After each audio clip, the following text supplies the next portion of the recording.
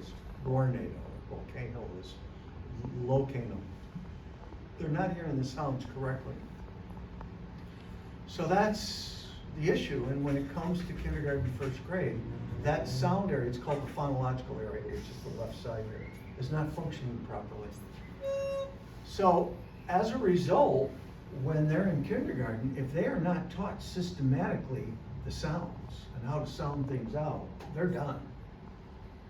I mean, they go into first grade not knowing the sounds. And again, first grade has a systematic phonics program. They can still function pretty well. But our problem is many kindergartens teach letter names rather than the sounds, and they're not teaching a systematic phonics program. So these kids don't get this left side going better.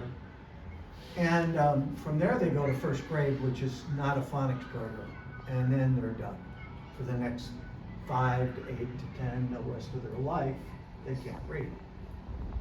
So the solution is a systematic phonics program in kindergarten and first grade. That's the solution.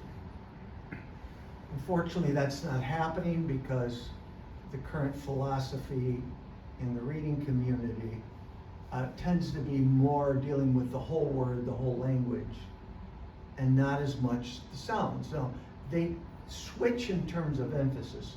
In the 1850s, there was a strong emphasis on phonics.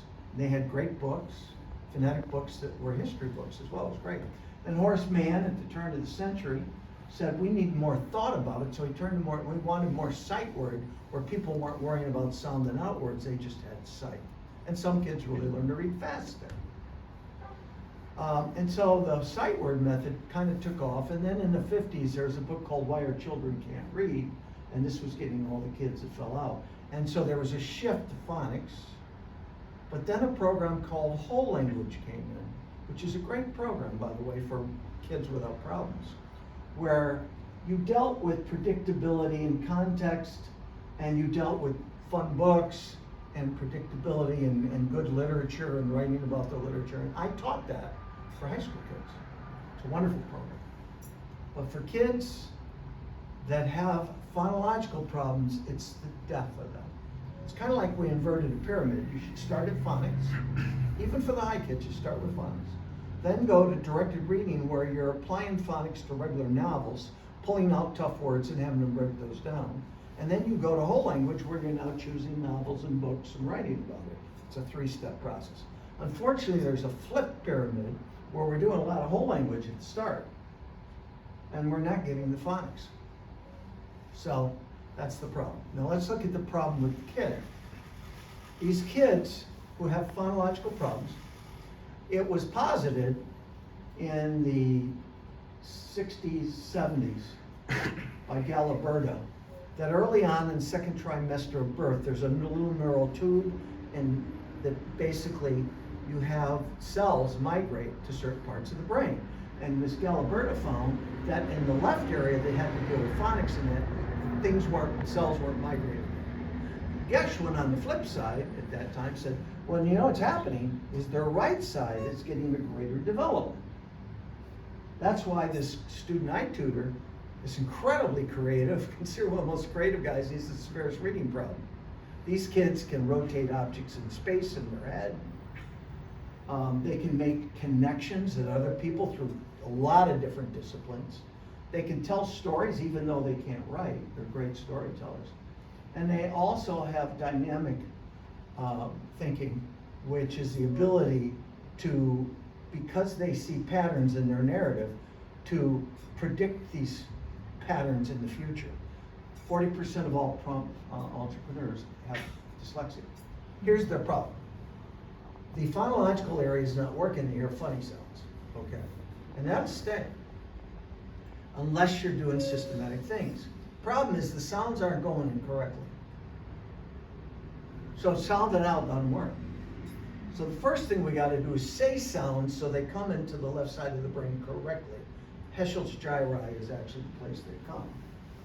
And there you hear the sounds properly. Then, once you hear the sounds correctly, that's how our lesson plan starts, by the way, is rrr, and the child goes rrr. We're making them hear the sounds correctly.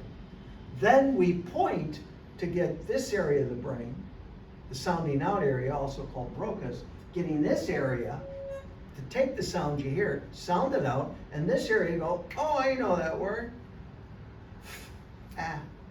Oh, I know that word. This area is the language area above the ear. So sounding out, language. Sounding out, oh, I know that word, fit. And hopefully start stimulating an area below the ear called the word form area. The word form area is what allows you to organize the new information so quickly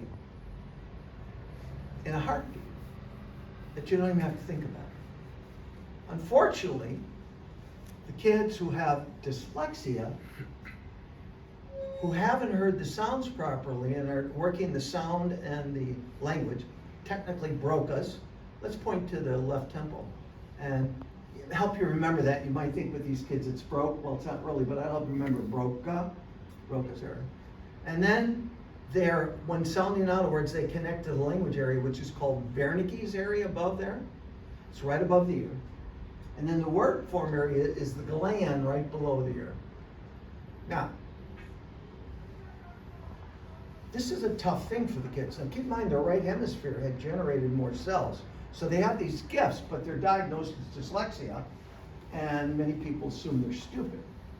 A kid I work with is like the smartest guy. He's when filmmaking, and the filmmaker says he makes connections that nobody else does. Brilliant kid. Funny kid. Now, many kids are born with intact broca or blended, intact kind of this language area, and intact word form area. So when mom reads them books at age 3 and 4, that's why they should remember those words, because this area is firing.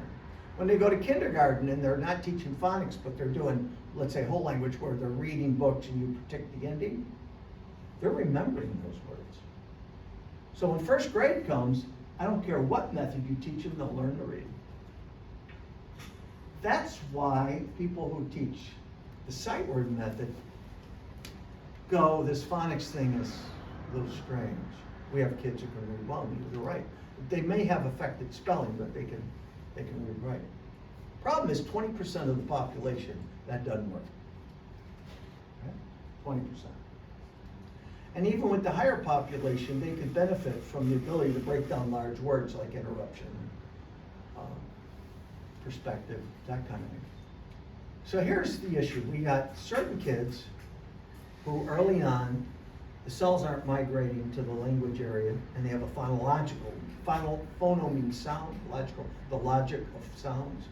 They have trouble here. And then they're not hearing sounds correctly, so we've got to get the sounds in correctly, i.e. the program. They point. And then Broca's area, when we point, Broca's area is coming in, the blending area, or the sound out area, and starting to sound out words. And if you do this a lot in depth, you start firing the word form area down here. Now, I have a student now who worked pretty intensely. He's severe. He's a pre-kindergarten. He's like at first grade now. But he remembered the word after, and I wanted to cheer. That's a sight word for him. And he remembered it. He's starting to remember a few words. That means we're starting to stimulate the word form area. That's real. I mean, once you get the word form area, it's amazing. Example. We had one of our great tutors was Michelle. Yeah, it was Michelle. And she was working with a kid, going straight with checking the consonants and vowels, right? And then you do the teams, and then you do the hungry one. But his reading was like it, vowel tag and silent E. And she said, I can't keep up with the reading. And I said, you're not supposed to. Reading goes ahead of spelling. I said, push the reading as far as you can. So that meant she was at 2 places. She was teaching spelling of like the bully rule, you've heard of that? But she was like at our family diphthongs. Finished all 25 books in 2 months. Went from first grade reader to mid-5th. Her word form area is firing. All language areas were firing. They just hadn't been used. In Detroit, where I'm going to be training another crew in another week and a half.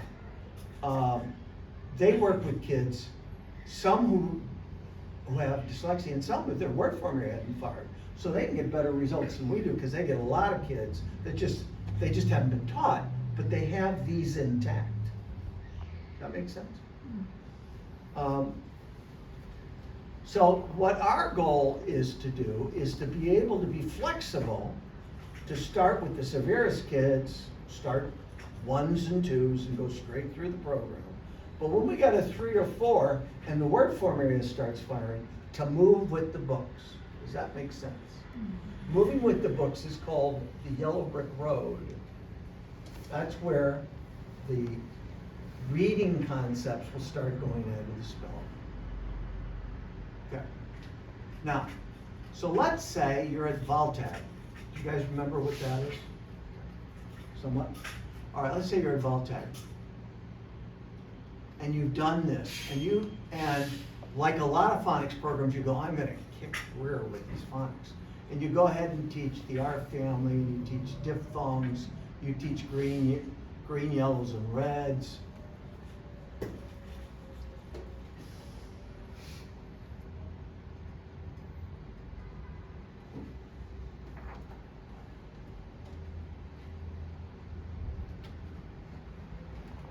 So that was clear as I'd like it.